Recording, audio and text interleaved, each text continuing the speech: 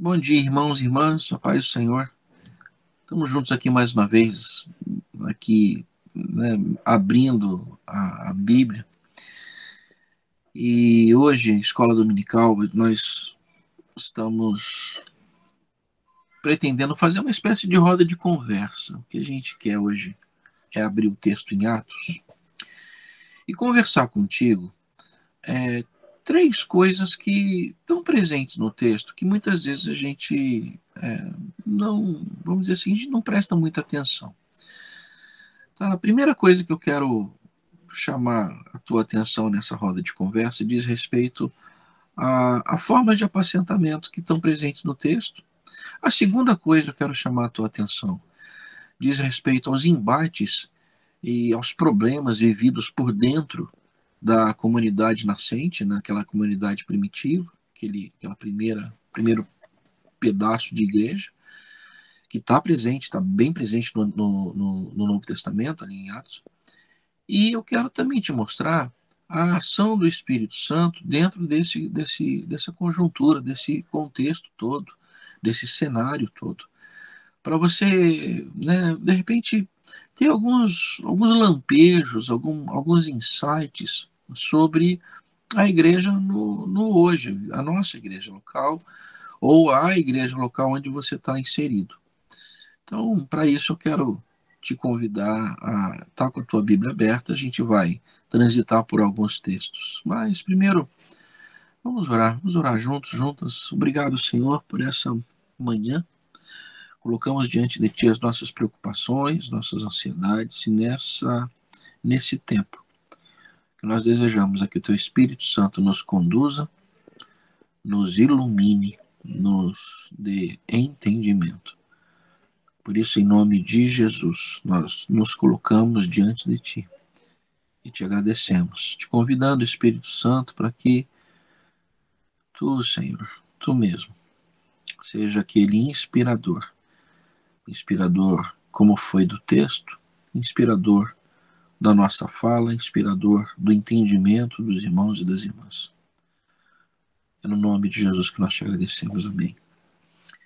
O texto que a gente precisa começar é um texto que está em Atos, e aí eu preciso que você abra comigo em Atos, Atos dos Apóstolos.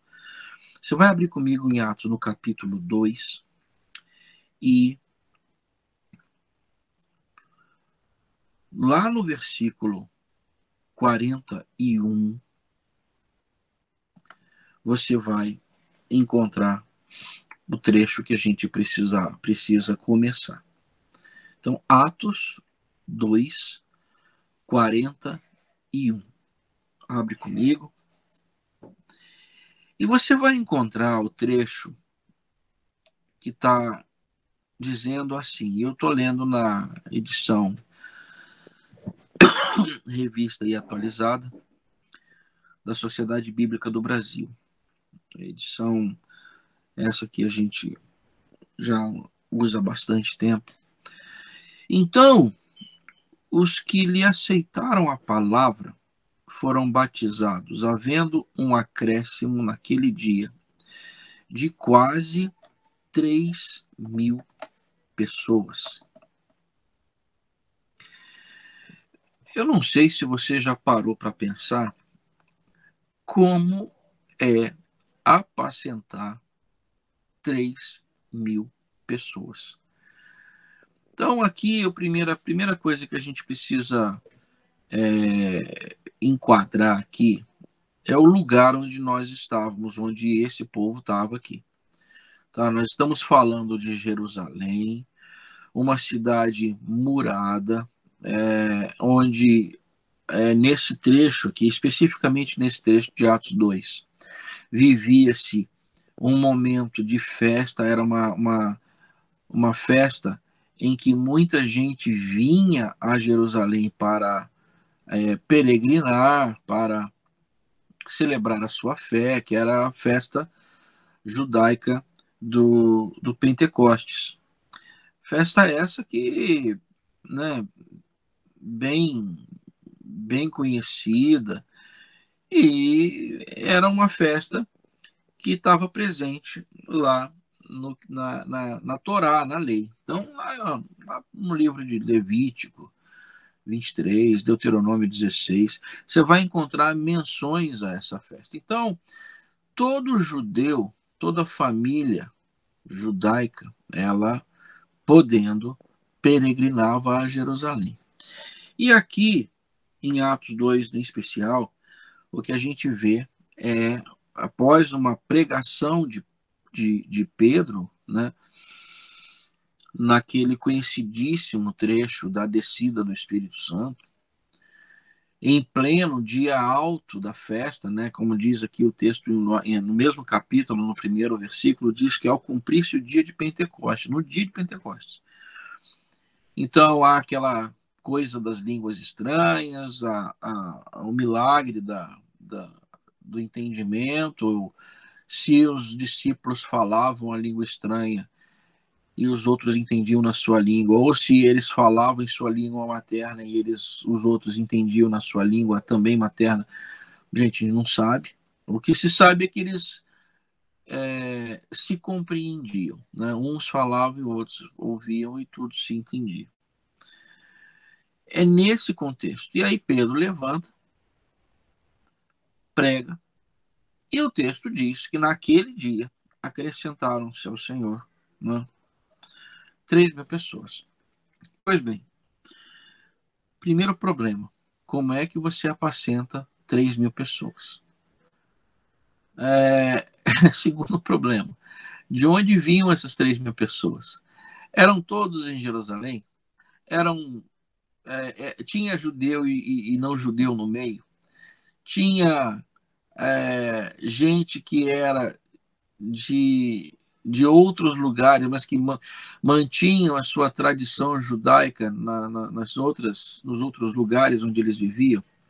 Então, o que você imagina mais ou menos assim, eu vou fazer uma comparação meio tosca, mas você talvez vai entender. Nós estamos no Vale do Paraíba. Aqui no Vale do Paraíba nós temos a cidade de Aparecida do Norte. Aparecida do Norte é considerada aqui no Brasil a capital da fé, claro, capital da fé, principalmente para aquele que é o católico praticante. Então, para um católico praticante, ir a Aparecida do Norte, fazer a sua peregrinação, lá visitar a Basílica, ver a imagem, né, a tal da Romaria, né, rumo lá, Maria, fazer isso em algum momento da sua vida faz sentido. Então, o camarada ele pode vir dos vários lugares, por exemplo, desse Brasilzão gigante, cada qual com a sua cultura, com o seu lugar, e vir até Aparecida do Norte para fazer essa visita. Então, cada lugar onde ele mora, de repente ele mora em Manaus, ele mora em Alegrete, no Rio Grande do Sul, ele mora lá nos confins do Centro-Oeste, Corumbá, pode ser no Nordeste, alguma cidade lá do Ceará, do Pernambuco.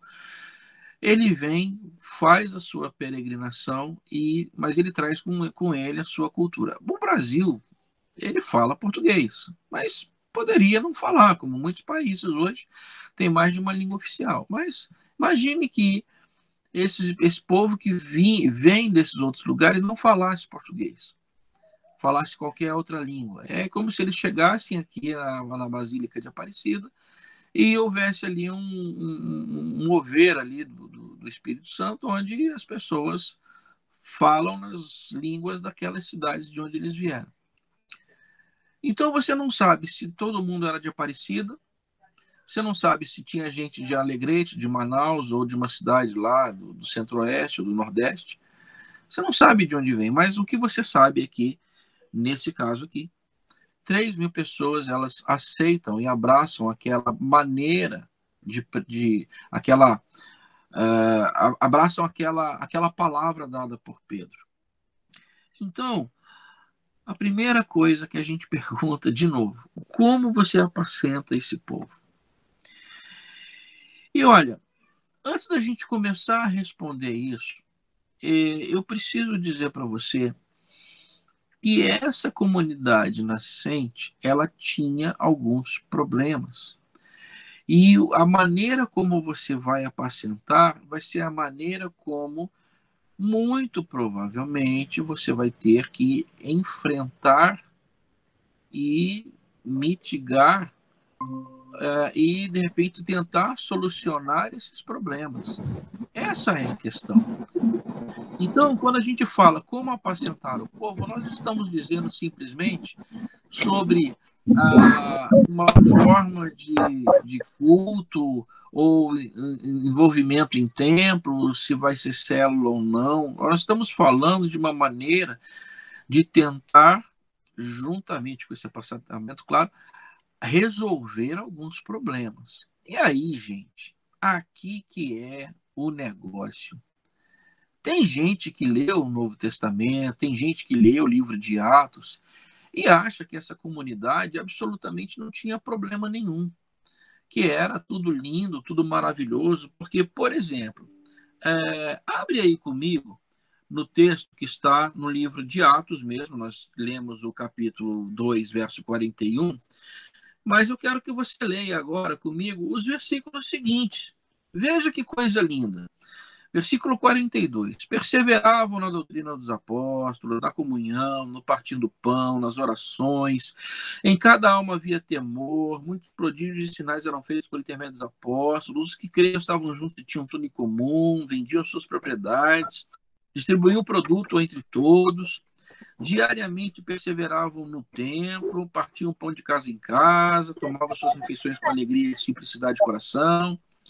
Louvavam a Deus, contavam com a simpatia do povo, e enquanto isso o Senhor ia lhes acrescentando dia a dia os que iam sendo salvos. Gente, isso aqui é o reflexo, de repente, de uma visão celestial. Que coisa linda, tudo é muito bom, muito bonito, muito maravilhoso. Parece que tudo rodava às mil maravilhas. Essa é a tendência, porque nós nos fixamos nesse trecho. Só que não. Nós começamos a ter problemas, e aqui eu quero entrar na segunda parte do que eu vou falar, para poder, de alguma maneira, responder a primeira, e também depois dizer para você como é que a terceira coisa que a gente ia conversar, que seria como o Espírito Santo agia, atuava nesse momento, como é que isso acontecia. Então, veja, estamos no capítulo 2. 3.000 pessoas, não necessariamente todas de Jerusalém, mas 3.000 pessoas. Fala-se como viviam os convertidos. E aí a pergunta é, mas esse pessoal tinha problema? Ora, tinha. Eu quero que você olhe comigo no mesmo Atos dos Apóstolos, eu quero que você olhe. E olha, veja, gente, eu não vou dizer de problemas de fora, tá? Não vou falar das perseguições, não. Eu vou falar dos problemas de dentro. Então, um primeiro problema que eu quero que você olhe comigo está no capítulo 6. Capítulo 6 de Atos, no versículo 1. E a pergunta aqui, a questão aqui foi posta mais ou menos nesse sentido, que naqueles dias, multiplicando-se o número dos discípulos, houve murmuração, queixa, reclamação dos helenistas contra os hebreus, ou seja, quem vinha de uma tradição grega, greco-romana, contra o pessoal que era judeu. Porque as viúvas daquele pessoal lá dos gregos estavam sendo esquecidas na distribuição diária. Lembra, lá em Atos 2, como viviam os convertidos? Né, partiam pão em pão, distribuíam o que cada um precisava, à medida que precisavam e como precisavam. E aí, nessa divisão, que lá em Atos 2, a partir do verso 42, estava muito bacana, muito bonita, aqui já começa a ser evidenciado um problema. Tinha gente que estava sendo esquecida. E estava sendo esquecida de que maneira? Olhando o texto, você vê. Tinha gente que era dos gregos, tinha gente que era dos judeus. Quem era dos gregos estava sendo esquecida. Quem era dos judeus estava sendo privilegiado. E a pergunta é, por que isso estava acontecendo? Isso estava acontecendo por conta de Baixar a perna daí. por conta de uma questão, por conta de um problema O braço tem que ficar assim. muito, vamos dizer assim, muito sério, vamos dizer, grave, que diz respeito às grandes referências daquele povo de onde vieram os apóstolos. A gente não pode esquecer que os apóstolos, eles eram judeus, eles vieram do judaísmo. Todos os discípulos, eles estavam em Jerusalém, aquela multidão que seguia Jesus, muito provavelmente tinha como grande referência o judaísmo.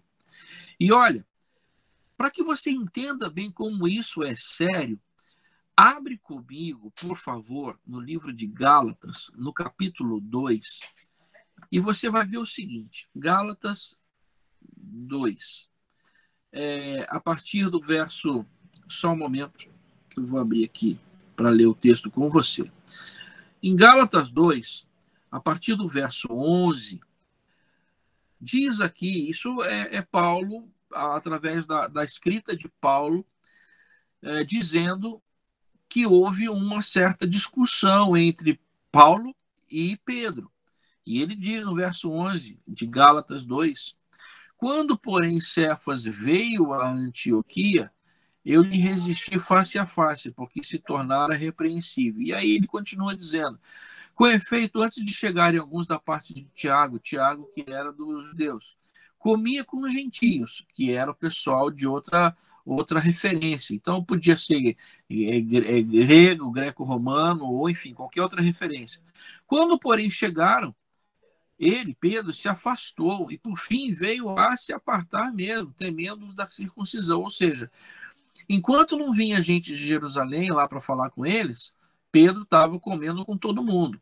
Quando chegou o pessoal de Jerusalém para lá conversar e tudo mais, para resolver o problema, enfim, Pedro ele se afasta dos gentios. E aí diz: e também os demais judeus dissimularam com ele a ponto de o próprio Barnabé ter se deixado levar pela dissimulação deles. Ora, quando eu vi que eles não procediam de forma correta, segundo a verdade do evangelho, eu disse a Pedro, isso Paulo dizendo, na presença de todos, não foi de uma forma privada, foi de uma forma explícita.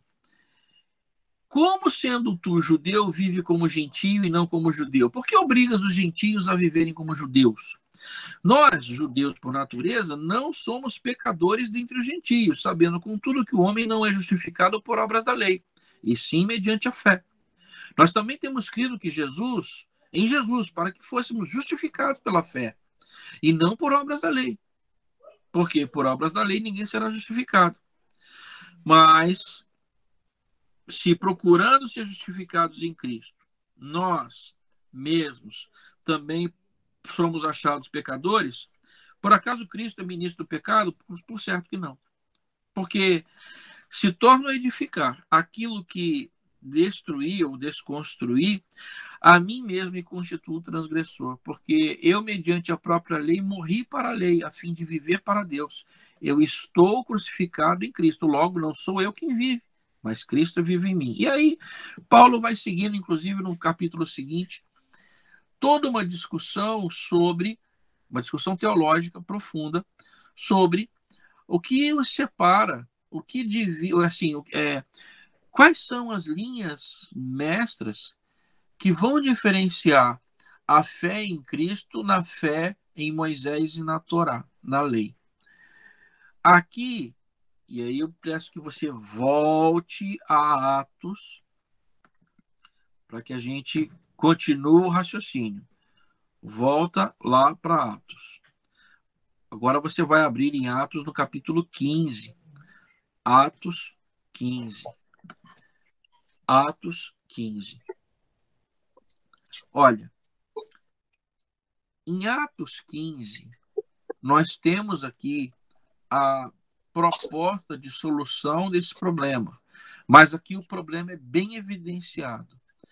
Porque Atos 15, verso 1 diz que alguns indivíduos que desceram da Judéia ensinavam aos irmãos: se não vos circuncidardes segundo o costume de Moisés, não podeis ser salvos. E aí começa a discussão. Veja, afinal, o que salva? A lei de Moisés ou o Cristo da fé? Gente, isso era um problema tremendamente complicado naquele momento. E isso era um problema que estava por dentro, bem por dentro daquela igreja nascente. Então, veja, quando a gente fala e quer refletir com você sobre problemas de dentro, aqui nós estamos falando principalmente de duas questões. Né? Inclusive, olha, é só uma menção. Quem levanta essa coisa da observância da lei de Moisés, veja, no capítulo 15, no verso 5, é o pessoal da dita seita dos fariseus. E é muito engraçado, gente, essa coisa do escritor aqui, do nosso autor. É muito curioso, gente, que essa coisa desse nosso autor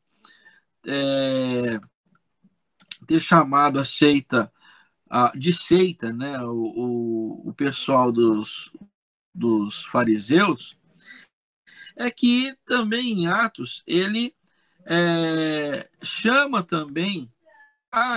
Então quer dizer que o pessoal do Evangelho, né, que seguia Jesus, eles eram considerados seita? Olha, veja, eram considerados seita. Mas assim como em Atos 5,17, também tinha a tal seita dos saduceus. Ou seja, eram maneiras de interpretar a Bíblia. E aqui eu lembro a você que não tinha Novo Testamento, tá? O que você tinha era a nossa velha aliança. A maneira como eles interpretavam essa palavra formava um grupo. Então você tinha o pessoal dos saduceus, eles não acreditavam em ressurreição. Tinha o pessoal dos fariseus, que acreditavam em ressurreição e tentavam ser o mais corretos possível na interpretação da lei, da Torá. Atos 15, que a gente acabou de ler. É muito curioso também em Atos 24:5, onde tem lá a menção à seita dos nazarenos, que esse grupo já estava sendo considerado uma seita também porque eles estavam interpretando a maneira, de uma maneira diversa, o Antigo Testamento, ou a Primeira Aliança. Né? Em Atos 24:14 também fala sobre o caminho, que é a mesma coisa. Gente, isso é muito, muito, muito curioso. Por quê? Por que eu estou dizendo isso? Porque eles tinham divisões teológicas seríssimas por dentro. E essa maneira de interpretar o Antigo Testamento é que poderia gerar grandes embates naquela igreja nascente. Então chega uma hora que não tem jeito. Ou eles resolvem isso, ou aquela igreja nascente, ou aquela seita nascente, ela não iria resistir. E como é que eles resolvem isso? Resolvem isso com apacentamento. A maneira de assim uniformizem o ensino, a pregação, uniformizem todas essas coisas. Então, o apacentamento que Atos nos sugere, uma das coisas principais, não é simplesmente para a pessoa suportar ter alguém do seu lado para caminhar contigo, nos seus problemas da vida. Não. O apacentamento, ele serve, eu vou chamar que eu e você compreendamos com clareza a mensagem que nós carregamos. Senão, o que acontece? A gente vai simplesmente vivenciar vamos dizer assim, o êxtase do evento e não caminhar em ensino, em instrução, naquelas coisas que são os princípios que a gente precisa aprender. Veja, por exemplo, e aí eu peço que você abra comigo de novo, Atos no capítulo 2. E vamos sim, no capítulo 2, no versículo 42. A primeira,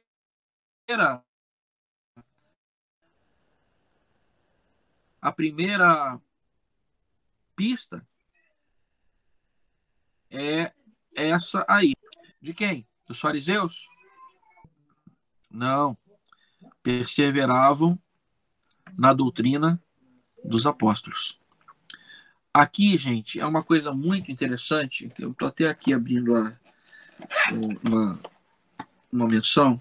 Tem que usar o óculos que já foi, já não dá mais.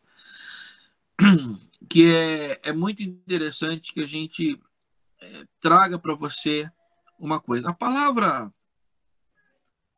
doutrina, como você está vendo aí, né? Alguma de vocês tem uma tradução diferente, diversa a essa de doutrina? Não.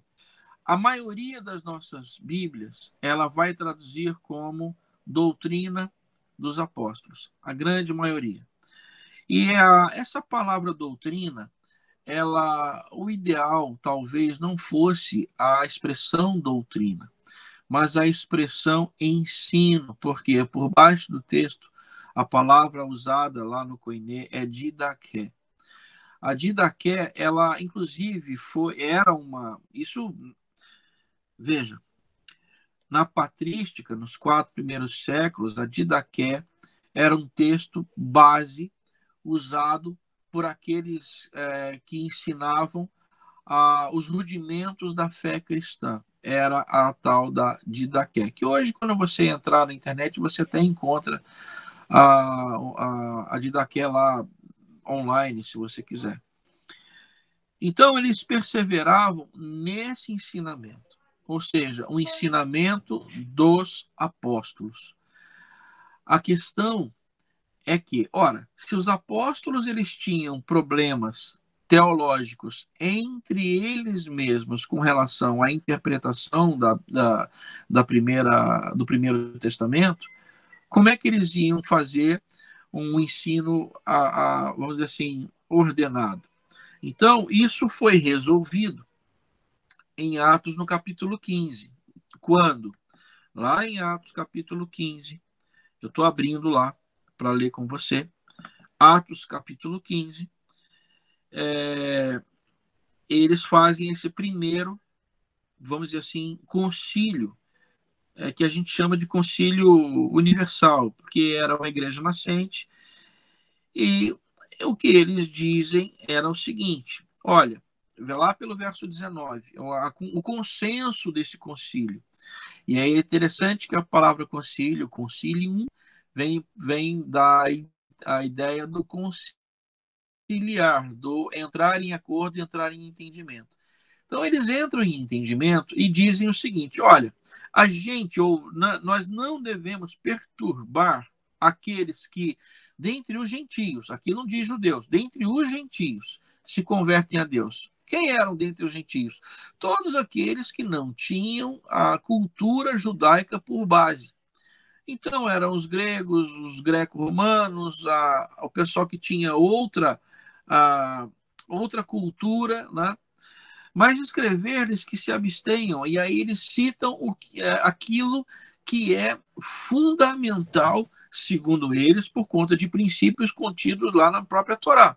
Se abstenham das contaminações aos ídolos, ou seja, nada de idolatria, isso está conforme a Torá, não adorarás a outros deuses, nada com relações sexuais ilícitas, porque também havia prostituição cultual e também quebrava um grande mandamento, né? da carne de animais sufocados, porque o sangue é algo muito, e do sangue, sufocados por conta do sangue presente no animal e do próprio sangue, porque o sangue era algo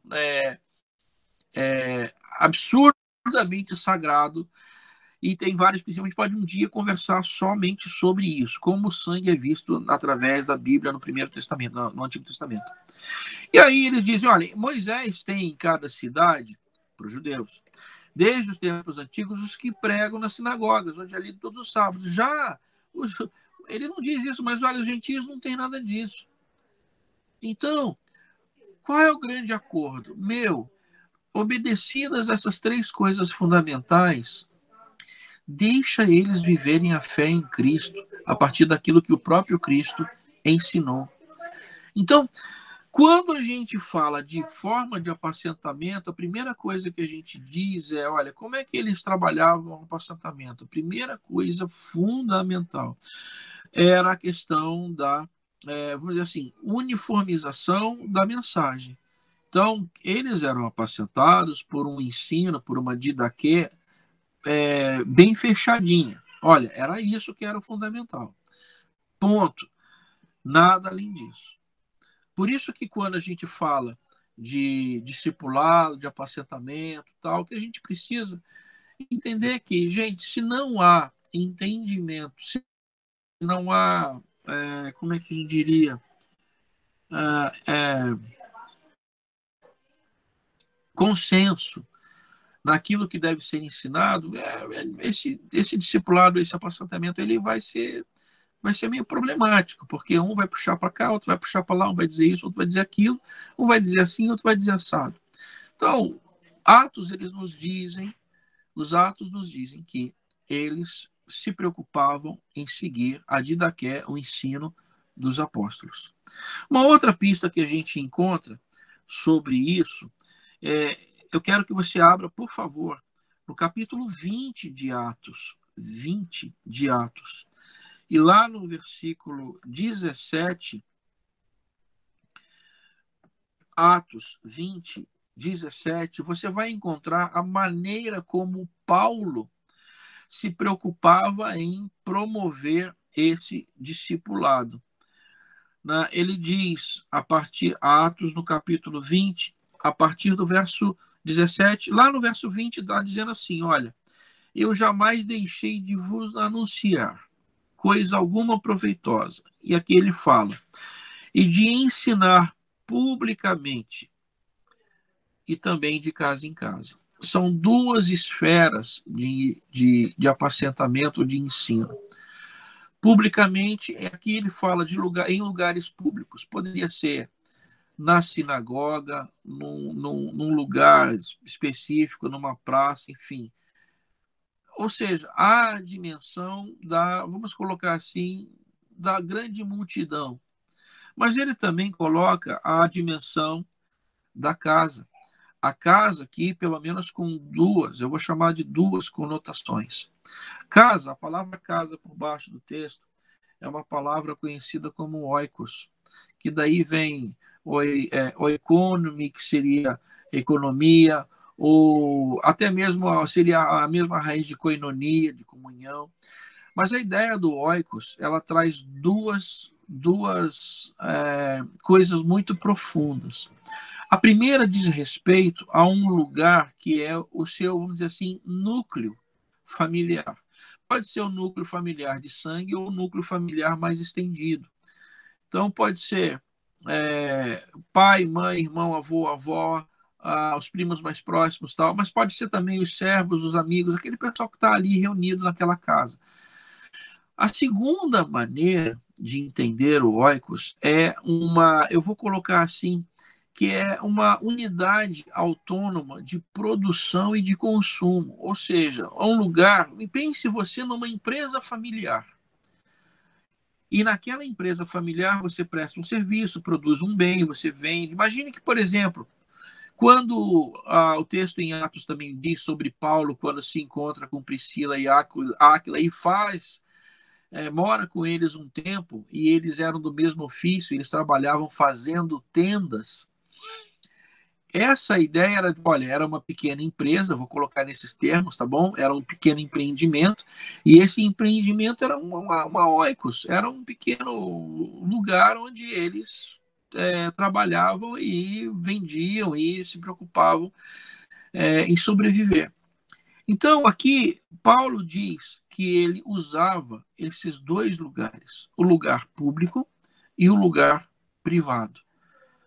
Gente, quando a gente fala de apacentamento, a igreja primitiva ela nos aponta uma ideia. A ideia do apacentar de forma pública e de forma privada. É o lugar do mundaréu de gente e o lugar daquele. É, do, é, o pequeno lugar onde as coisas acontecem e são faladas meio que ao pé, ao pé do ouvido. Essas duas dimensões elas são importantes, não somente, repito, para que você e eu tenhamos consolo, conforto na nossa caminhada diária, mas elas servem para que a gente compreenda os princípios mais fundamentais e elementares da palavra. Porque se eu não tenho nenhum tipo de ensino, eu ando conforme o próprio Paulo diz, olha, como folha ao vento, sendo tochado, jogado para lá e para cá por todo, como diz a expressão lá, vento de doutrina, né? Ou todo o vento de ensino. A ideia é que eu e você tenhamos com clareza que o apacentamento ou o discipulado ele é fundamental e foi fundamental na caminhada dessa igreja nascente. Sem isso, não rodava. Não rodava. Né? Uma outra coisa que eu quero que você olhe comigo, só um momento, Atos, ainda Atos, e eu preciso que você volte a Atos no capítulo 1. Atos 1. Porque você vai dizer assim, isso era a coisa da igreja nascente, né? E isso era, enfim, invenção da igreja primitiva. Olha, gente, eu acho que não, né? No capítulo 1, olha, por favor, no versículo 12 e 14. Capítulo 1, 12, capítulo 1, 14. Diz que todos perseveraram unânimes em oração com as mulheres, com Maria, mãe de Jesus, com os irmãos dele. E naqueles dias, compunha-se a assembleia, essas pessoas, de cerca de 120 almas, 120 pessoas. Ou seja, aqui eu não estou falando da descida do Pentecostes, da descida do Espírito Santo na festa do Pentecostes. Não, eu estou falando de um período pregresso. A gente não está falando disso. Nós estamos falando de uma prática que já era, vamos dizer assim, comum e corriqueira da própria cultura judaica. Então, gente, estar junto para orar, e aqui a coisa aqui era oração numa casa ou num lugar, né? Essa prática, ela era muito comum. E era uma prática comum, não só por conta do ensino, mas por conta da oração. Veja, por exemplo, eu vou aqui abrir um outro texto para que você veja que a igreja primitiva, ela, ela, ela orava também num lugar no templo, isso lá em Jerusalém, que era um lugar maior, que se chamava, abre, por exemplo, Atos no capítulo 5, no versículo 12. Atos 5, 12. Diz o texto, Atos 5, 12. E costumavam todos a se reunir de comum acordo no pórtico de Salomão. Ou seja, eles se reuniam num lugar maior e provavelmente eles também também oravam ali, né? É muito interessante que o Pórtico de Salomão foi um lugar, por exemplo, onde Pedro e João, lá em Atos 3, fizeram aquele milagre. É um lugar que Jesus, quando estava em Jerusalém, também frequentava, lá em João, no Evangelho de João, no capítulo 10. No verso 23, você vai encontrar que Jesus ele passeava no templo e ele andava ali pelo Pórtico de Salomão. Então, esse lugar era um lugar conhecido, comum, daquele povo. E era ali que eles também oravam, certamente oravam e ensinavam. Então, gente, essas questões, elas estavam presentes na igreja nascente, problemas que eram muito, digamos assim, graves e contundentes, tinham que ser resolvidos. Se resolvia com apacentamento. Apacentamento esse que acontecia em casa, nas casas, né? Acontecia de forma pública e acontecia de forma privada. A partir de quê? A partir do ensino dos apóstolos, da didaquê, dos primeiros discípulos, e também através das orações. Gente, isso é fundamental para que a gente compreenda uma coisa.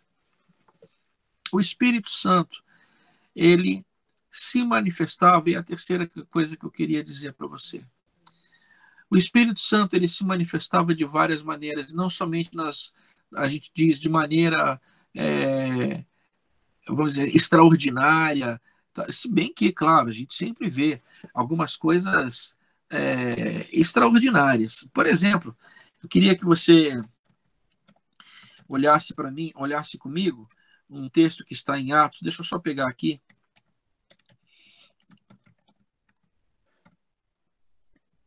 para eu não falhar. E ele falava através de sinais, prodígios, maravilhas, de maneira realmente, né, extraordinária. Por exemplo, eu vou pegar aqui no livro de Atos, no capítulo 19, quando você encontra lá que Paulo, né, o Senhor, por mãos de Paulo, fazia, o texto diz, milagres extraordinários. Gente, milagres extraordinários não é pouca coisa, né? É uma coisa muito muito assim, é um negócio realmente muito fantástico, né? Há uma outra menção que eu quero olhar para você, isso tudo está em Atos, tá? Não está no Antigo Testamento, está em Atos. Deixa eu pegar aqui uma outra referência.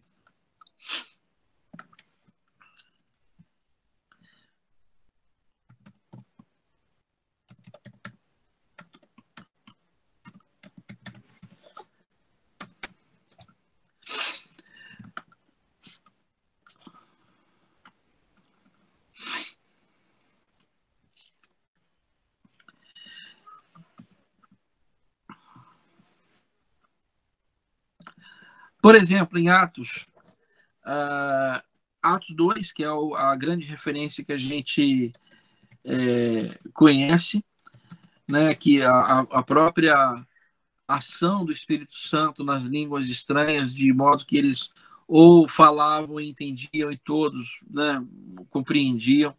Você pega também, por exemplo, Atos 4, 31, onde diz que eles oravam e o lugar onde eles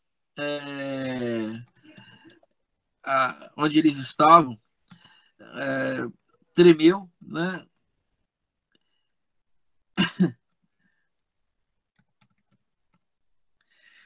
Você, por exemplo, pega em Atos, no capítulo 16, você vê Atos 16, lá no final, quando treme, a cadeia treme e eles são libertos. O próprio Atos, no capítulo final 3 e 4 também, onde diz que Pedro ele foi ele foi libertado, né, de forma milagrosa, lá da cadeia e volta. Gente, todas essas coisas, elas são sinais do Espírito Santo presentes naquela igreja nascente. O que a gente não pode esquecer é que esses sinais, eles também estão presentes nos dias de hoje, não somente de forma extraordinária, mas o que a gente precisa compreender é que existem muitos outros dons que acontecem ainda hoje na igreja e que a gente, às vezes, acha que isso não é Espírito Santo. Eu queria mencionar, foi Atos 5,15, que a minha memória falhou, que é interessante, a unção que estava presente nesses homens, a ação do Espírito Santo era tão grande que em Atos 5,15 diz que lá em Jerusalém eles deixavam os enfermos nas ruas, colocavam eles sobre leitos e macas, para que, se Pedro passasse, ao menos a sombra, é isso mesmo, ao menos a sombra dele se projetasse sobre algum deles. Ou seja, gente, eles acreditavam literalmente que a sombra dele curava. Ou seja, eu não posso, minha irmã, meu irmão, achar que o Espírito Santo ele não se fazia presente. Pelo contrário, ele se fazia presente. Mas ele não se fazia presente somente com esses milagres, com essas coisas extraordinárias. Ele se fazia presente também na governança. E eu quero citar alguns trechos, governança que eu digo nas decisões a serem tomadas. Olha, por exemplo, no próprio capítulo 6 que a gente estava dizendo, no capítulo 6, na escolha dos diáconos, diz que escolhei entre vós homens de boa reputação, cheios de Espírito Santo e de sabedoria, que seriam encarregados de determinado serviço, de determinada tarefa.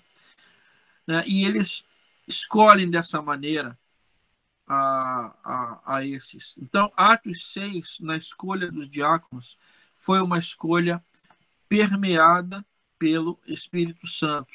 Atos 15, também lá no concílio, o consenso era daquela decisão, ela foi nesse sentido. E a expressão que eles colocam na hora de mandar a decisão é mais ou menos assim,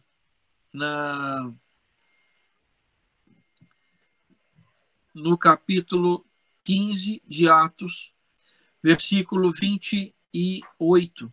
Pois pareceu bem ao Espírito Santo e a nós não vos impor maior encargo além dessas coisas essenciais. E aí eles dizem o que são essenciais, ou seja, o Espírito Santo ele estava presente na tomada de decisão. Ainda Atos, no capítulo 13, eu quero que você veja na escolha de Paulo e Barnabé para a missão, o começo, o início da missão. Veja no capítulo 13, verso 2. Servindo eles ao Senhor e jejuando, disse o Espírito Santo: separai-me agora Barnabé e Saulo para a obra que os tenho chamado. Ou seja, é o Espírito Santo quem dá os milagres, é o Espírito Santo quem também governa a igreja, quem dá as grandes direções. Então, gente, eu aqui já estou me encaminhando para o encerramento. O que a gente precisa nessa pequena reflexão feita aqui entender é o seguinte: A igreja primitiva, ela tinha os seus problemas, que não eram poucos, eram grandes, questões principalmente de cultura, cultura no sentido não de escolaridade, mas cultura no sentido de heranças familiares, heranças de comunidade, heranças dos lugares de onde eles vieram. Então eles tinham um problema de embates culturais seríssimos, tinham embates teológicos seríssimos, mas tudo isso ele era solucionado ou era minimizado pela maneira como eles eram apacentados. Eles eram apacentados seguindo uma mesma doutrina, o mesmo ensino, eles eram apacentados seguindo o apacentamento, o ensino, em lugares públicos e de casa em casa, ou seja, de forma pública e de forma privada. E eles também eram, nisso tudo, eles eram brindados, digamos assim, com a ação contínua do Espírito Santo, seja com milagres, sinais, prodígios, milagres extraordinários, seja com, vamos colocar assim, as orientações de governo dadas pelo Espírito Santo, para que a comunidade, a igreja, seguisse para esse lugar ou para aquele lugar. Então, em momentos cruciais da igreja, é o Espírito Santo quem diz qual é a direção ou quais são as direções a serem tomadas. Não há outra maneira. Então, a gente, num outro momento, a gente conversa um pouco mais sobre cada uma dessas coisas, se vocês assim desejarem. Se não, a gente vai tocando, a gente vai tocando desse jeito. Vamos orar. Obrigado, Senhor, por esse dia. Obrigado pela tua graça, pelo teu cuidado, pelo teu amor. Colocamos em ti as nossas questões e nós te louvamos, sim. Te louvamos porque o Senhor é aquele que conduz a sua igreja. Nós te louvamos, Senhor. Em teu nome, Jesus, que oramos. Amém e amém.